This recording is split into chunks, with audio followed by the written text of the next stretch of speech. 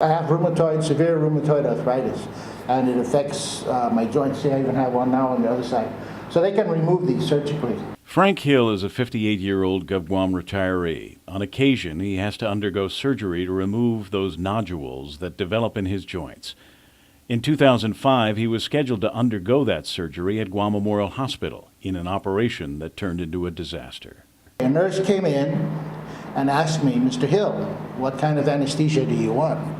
I said, "Are you an expert on anesthesia?" "No, I'm not an anesthesiologist." And I said, I don't know what's good anesthesia. I said, "I've had surgery in Honolulu, and nobody ever asked me what kind of anesthesia. That's a crazy question.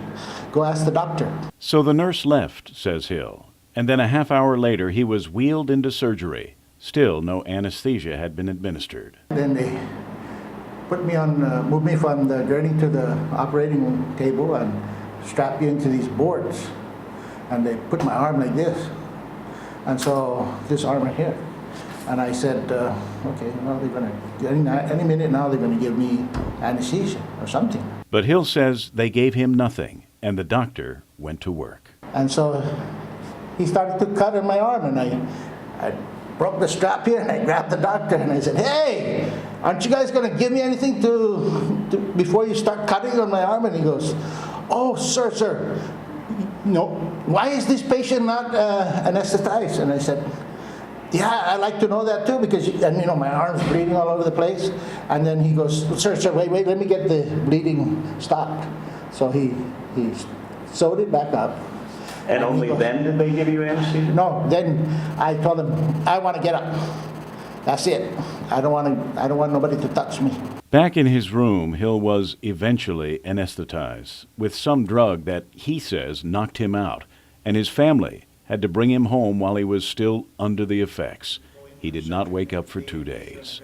And it wasn't an isolated incident for him or his family. Hill says the son of an in-law also suffered at GMH when he lost 3 fingers to a skill saw. They took him to the hospital. We were looking for the fingers because the fingers flew everywhere. We took the fingers down in bags to GUAM Memorial, and they refused to let he kept insisting that we kept insisting to call Dr. Landstrom, so Dr. Landstrom can reattach the fingers because he's a microsurgeon. They wouldn't allow him to do it because he has no privileges at GUAM Memorial. So by the time they worked arguing all that out, it was too late, and so now he has no fingers. We saved the fingers, and they could have been reattached. And it doesn't end there.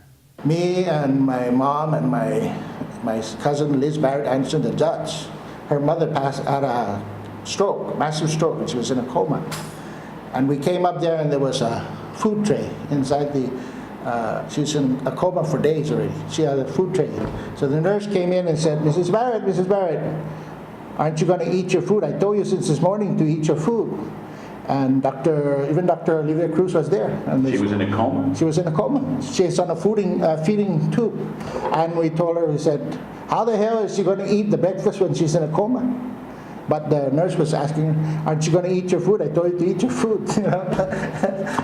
What would you tell Governor Calvo? Go for it and do what you're doing, because I like that he got some new minds in there, and maybe they're going to finally get that hospital to where it's safe. Because I've been to, they say Philippines. You don't think it's safe? No, I don't think it's safe. Almost a lot of the local people, and anybody that tells you that they're not fearful of being sent to GUAM Memorial, they're lying. They're lying.